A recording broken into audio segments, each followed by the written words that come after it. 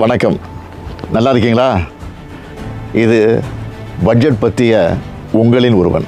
பட்ஜெட்டுக்கு முன்னாடி நீங்க போட்ட ட்வீட்டே நேஷனல் நியூஸ் ஆயிடுச்சே. ஒன்றும் இல்லை, பட்ஜெட் லோகோவை வெளியிட்டு இருந்தேன்.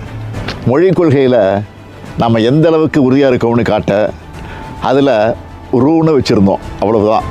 ஆனால் தமிழை பிடிக்காதவங்க அதை பெரிய நியூஸ் ஆக்கிட்டாங்க.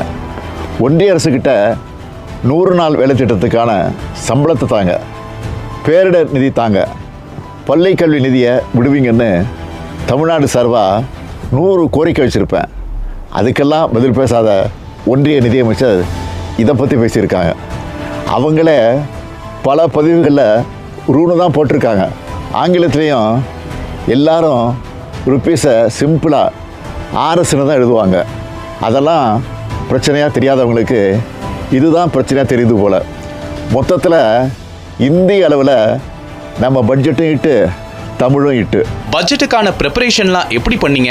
முதலமைச்சருக்கான பொருளாதார ஆலோசனை குழுவில் நோபல் பரிசு பெற்ற எஸ்தர் டப்லோ, அறிஞர்கள் ரகுராம் ராஜன், ஜான் தீரேஸ், அரவிந்த் சுப்பிரமணியன், நாராயணன் போன்றவங்க நிறைய ஆலோசனைகளை வழங்கினாங்க. மறுபுறம் அடித்தட்டு மக்கள்கிட்டையும் அவங்களோட தேவைகள் என்னென்னு கேட்டு தெரிஞ்சுக்கிட்டோம். அது மட்டும் இல்லை, மற்ற மாநிலங்கள்லேயும் நாடுகள்லேயும் மக்கள்கிட்ட நல்ல ரீச்சான திட்டங்கள் என்னன்னு பார்த்து அதை நம்ம மாநிலத்துக்கு ஏற்ற மாதிரி கொண்டு வரணும்னு முடிவு பண்ணோம். இதுக்காக பல நாட்கள் தலைமைச் செயலகத்தில் மாலை 6 மணியிலிருந்து இரவு 10 மணி வரை அமைச்சர்கள் அதிகாரிகள் கூட உட்கார்ந்து பேசித்தான் இந்த பட்ஜெட்டை தயாரித்தோம். பொறுத்தவரை பட்ஜெட் எப்படி வந்திருக்கு? நான் சொல்கிறத விட இந்தியா முழுக்க வெளிவந்திருக்கக்கூடிய நாளிதழ்களில் என்ன சொல்லியிருக்குன்னு பாருங்கள். இந்த இந்தியன் எக்ஸ்பிரஸ் பத்திரிக்கையில் தலைப்புச் செய்தியாக போட்டிருக்கிறாங்க, பட்ஜெட் தட் கவுண்ட்ஸ் ஆல் அப்படின்னு போட்டு ஒரு கோலத்தை போட்டு கார்ட்டூனில் எல்லா திட்டங்களும் கொண்டு வந்து சேர்த்து அதில் வெளிப்படுத்தியிருக்கிறாங்க. டைம்ஸ் ஆஃப் இந்தியாவில்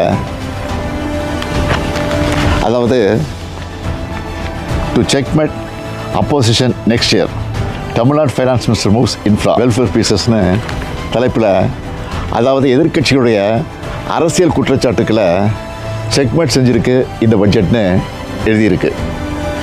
இது இந்து நாளிதழில் மாநிலத்தினுடைய வளர்ச்சிக்கு வழிவகுக்கும் முக்கிய துறைகளுக்கு கிடைத்த வெற்றியை இந்த பட்ஜெட்னு எழுதியிருக்கு. கல்வி, சமூக நலத்துறை திட்டங்களுக்கு பெரும்பாலும் முக்கியத்துவம் கொடுத்துருக்குறாங்க அப்படின்னு டெக்கான் கிரானிக்கல் எழுதியிருக்கு. மக்கள் நலத்திட்டத்துக்கும் உள்கட்டமைப்பு வசதிகளை மேம்படுத்தவும் முக்கியத்துவம் கொடுத்துருப்பதா தி பிஸ்னஸ் லைன் பாராட்டியிருக்கு. பெண்கள் முன்னேற்றத்தையும் மாநிலத்தின் நலத்திட்டத்தையும் மையப்படுத்தியிருக்கிறதா தி எக்கனாமிக் டைம்ஸ் எழுதியிருக்கு. தினமணியில் நாம் வெளியிட்ட பொருளாதார ஆய்வறிக்கை பற்றி சிறப்பான தலையங்கத்தை எழுதியிருக்காங்க. இந்த பட்ஜெட்டில் என்ன இருக்குன்னு கூசாமல் கேட்குறவங்க பத்திரிக்கையாவது படிக்கணும். இந்த பட்ஜெட்டில் உங்களுக்கு நெருக்கமான அறிவிப்பு எது? எனக்கு எல்லாமே நெருக்கமானது தான். மக்களுக்கு எது பிடிச்சிருக்குன்னு தெரிஞ்சிக்க சோஷியல் மீடியாவில் அவங்க போட்ட பதிவுகளை பார்த்தேன்.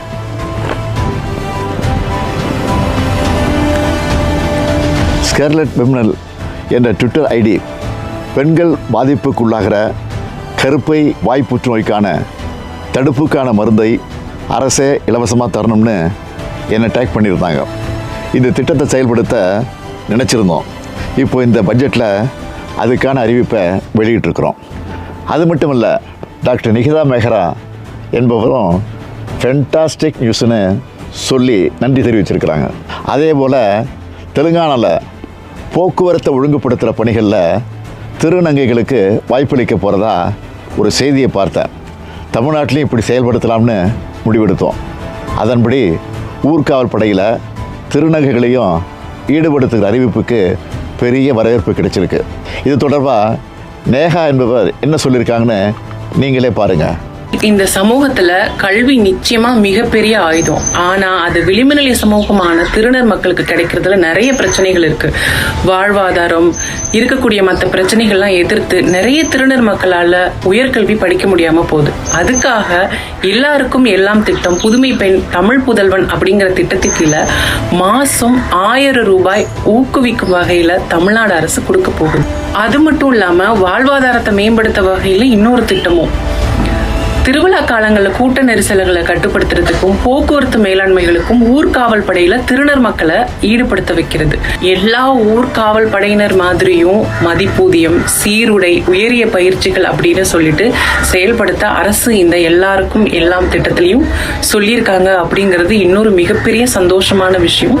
கொஞ்ச நாளைக்கு முன்னாடி விருதுநகர் போனப்போ அரசு காப்பகத்தில் இருக்கக்கூடிய பெற்றோரை இழந்த குழந்தைகளுக்கு ஸ்வீட் வாங்கிட்டு போனேன். காப்பகங்களில் இருக்கவங்கள நாம் பார்த்துக்கிறோம், மற்ற குழந்தைகளுக்கு ஏதாவது பண்ணணும்னு தோணுச்சு. அப்படி உருவானது தான் தாயும் மாணவர் திட்டம். இதை பார்த்து டாக்டர் சென் பாலன் என்பவர் என்ன சொல்லியிருக்காரு பாருங்கள். நான் கட்டும் வரி பணம் இப்படி பயன்படுத்தப்படும் எனில் இதைவிட வேறு பெருமை என்ன உள்ளது? ஆதரவற்ற முதியோருக்காக அன்புச்சோலை திட்டத்தை அறிவித்தோம். இதுக்கு மக்கள் என்ன மாதிரி ரியாக்ட் பண்ணியிருக்காங்கன்னு பாருங்கள். பொதுமக்கள் மட்டும் இல்லை, ஆனந்த் சீனிவாசன், பிரபாகர், சோமவல்லியப்பன் போன்ற பொருளாதார வல்லுநர்களும் என்ன சொல்லியிருக்காங்கன்னா, எல்லா மாவட்டத்துக்கும் ஒரு திட்டத்தை அனௌன்ஸ் பண்ணியிருக்கிறாரு. ஃபஸ்ட்டு டிஃப்ரென்ஸ் என்னென்னு நான் பார்க்குறதுல, போன எலெக்ஷன் நீங்கள் பார்த்தீங்கன்னா கொங்கு மண்டலத்தில் திமுக ரொம்ப பெருசாக பண்ணலை. ஆனால் இப்போ நீங்கள் மோடி அரசாங்கத்தை பார்த்தீங்கன்னா யாரெல்லாம் எங்களுக்கு சப்போர்ட் பண்ணலையோ அவங்கள நாங்கள் கண்டுக்கவே மாட்டோம். தமிழ்நாட்டை பற்றி நாங்கள் ஒரு வார்த்தை கூட பேசலை.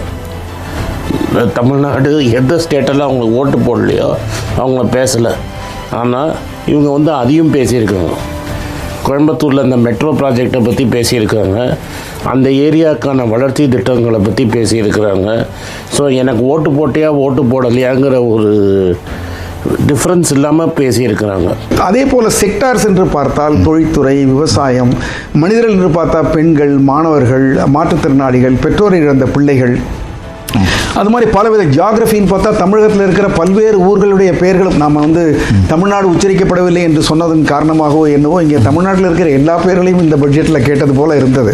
இது ஒவ்வொரு ஊரையும் சொல்லி அங்கே ஒரு தொழிற்சாலை, ஒரு ஜவுளி பூங்கா, ஒரு இந்த பூங்கா என்று சொன்னதெல்லாம் பார்த்தால் இது ஒரு பரவலாக ஒரு பேலன்ஸ்டு பொருளாதார விதிகளுக்கு உட்பட்ட, அதே சமயங்களில் நீங்கள் பார்த்தீங்கன்னா அகழ்வாராய்ச்சிக்கும் ஒரு முக்கியத்துவம் கொடுக்குறாங்க, அதே மாதிரி செமிகண்டக்டருக்கும் ஒரு முக்கியத்துவம் கொடுக்குறாங்க, ஒரு புத்தாக்கத்திற்கும் கொடுக்கிறார்கள், எம்ப்ளாய்மெண்ட் அதிகமாக்கக்கூடிய ஒரு காலனி தொழிற்சாலைகளுக்கு முக்கியத்துவம் இருக்கிறது, அதிக டெக்னாலஜி இருக்கக்கூடிய தொழிற்சாலைகளுக்கு முக்கியத்துவம் இருக்குது. அதனால நான் நினைப்பது இது ஒரு நல்ல ஹோம்வொர்க் பண்ணப்பட்ட budget. Hoffman, who is a Nobel Prize winner, he has studied and found that if you invest 1% of money in the noon meal and giving them breakfast, it will give rise to approximately 14% in your GDP. It is something like a fixed deposit. You deposit, you get the money after 30 to 40, over a period of 30 to 40 years. For example, the Tamil Nadu government own resources is 74%. And only maximum 20-22% is coming from central government. So it is not literally depending on the union funds for its sustenance. For its social welfare schemes. Therefore, will Tamil Nadu will bankrupt means absolutely not possible, because you can borrow up to 28% of your budgeted amount. So far, the borrowing is only 26%. Okay. While Punjab 47%, it is just borrowing 47%, which is far above than the 28% given by RBI. Bihar is borrowing 46%. But Tamil Nadu has not crossed that Lakshman Rekha of 28%. In fact, even in this budget, it is 26% only, and the deficit it has reduced to 41,000 crores. இப்படி இது எல்லோருக்கும் எல்லாம் budget. எதிர்க்கட்சிகளோட விமர்சனங்களை பற்றி என்ன நினைக்கிறீங்க? ஆக்கப்பூர்வமான விமர்சனங்கள் இருந்தால் அதை நம்ம பரிசீலிக்கலாம். ஏதாவது நெகட்டிவாக சொல்கிறதுக்காகவே சிலர் சொல்கிறது அரசு மேலே இருக்கக்கூடிய வன்மம் மட்டும்தான் தெரியுது, உருப்படியாக அது எதுவும் இல்லை. இருந்தாலும் நம்ம எந்த அளவுக்கு சிறப்பாக செயல்பட்டு இருக்கோம் என்பதற்கு சில எடுத்துக்காட்டுகளை ஆதாரபூர்வமாக சொல்ல விரும்புகிறேன். 2011 2016 வரைக்கும் நம்முடைய கடன் வளர்ச்சி என்பது 108 விழுக்காடு. இதுவே 2016 2021 128 விழுக்காடாக அதிகரிச்சுது. ஆனால் நம்ம திராவிட மாடல் அரசு பொறுப்பேற்றதிலிருந்து இப்போ வர 93 விழுக்காடுன்னு இதை குறைச்சிருக்கிறோம். கடன் எல்லாமே கட்டுக்குள்ள இருக்கா? எந்த வகையில மற்ற மாநிலங்களை விட தமிழ்நாடு தனித்துவமா இருக்கு? தமிழ்நாட்டுடைய கடன் கட்டுக்குள்ள இருக்குன்னு அண்மையில் வெளியான பொருளாதார ஆய்வறிக்கையும் தெளிவுபடுத்தியிருக்கு. கடன் வாங்காத அரசுன்னு எதுவும் இல்லை. அப்படி வாங்குகிற கடனை முறையாக செலவு பண்ணுறோமா என்பது தான் முக்கியம். அந்த வகையில் எதிர்கால தலைமுறைக்கான முதலீடாக தான் திராவிட மாடல் அரசு கடன் தொகையை செலவு பண்ணியிருக்கு. அதனால தான் எதிர்க்கட்சிகளோட அர்த்தமற்ற விமர்சனத்தை வல்லுநர்களும் நாளேடுகளின் தலையங்கங்களுமே தவறுன்னு ஆணித்தரமாக சொல்லிட்டாங்க. பட்ஜெட் முடிஞ்சிச்சு, அடுத்ததா என்ன பிளான்? இப்போ அறிவித்ததெல்லாம் உரிய காலத்தில் நடைமுறைப்படுத்த அமைச்சர்களை அதிகாரிகளை முடுக்கி விடுறது தான் உடனடியாக என்னுடைய அடுத்த வேலை. அது மட்டும் இல்லை, ஒன்றிய அரசோட நிதி ஒதுக்கீடுல ஓர வஞ்சனை, அதை பற்றி நாம் குரல் எழுப்புறதா நாடாளுமன்ற தொகுதி குறைப்பு என்ற ஆபத்து. இப்படி நம்ம மாநிலத்துக்கான நிதிக்கும் நீதிக்கும் போராட வேண்டியிருக்கு. அதையும் பார்க்கணும். 2030ஆம் ஆண்டுக்குள்ளே தமிழ்நாட்டை $1 ட்ரில்லியன் பொருளாதாரமாக உயர்த்தணும். தமிழ்நாடு எல்லாத்துலேயும் நம்பர் 1 இருக்கணும் என்கிற இலக்கை அடையணும்.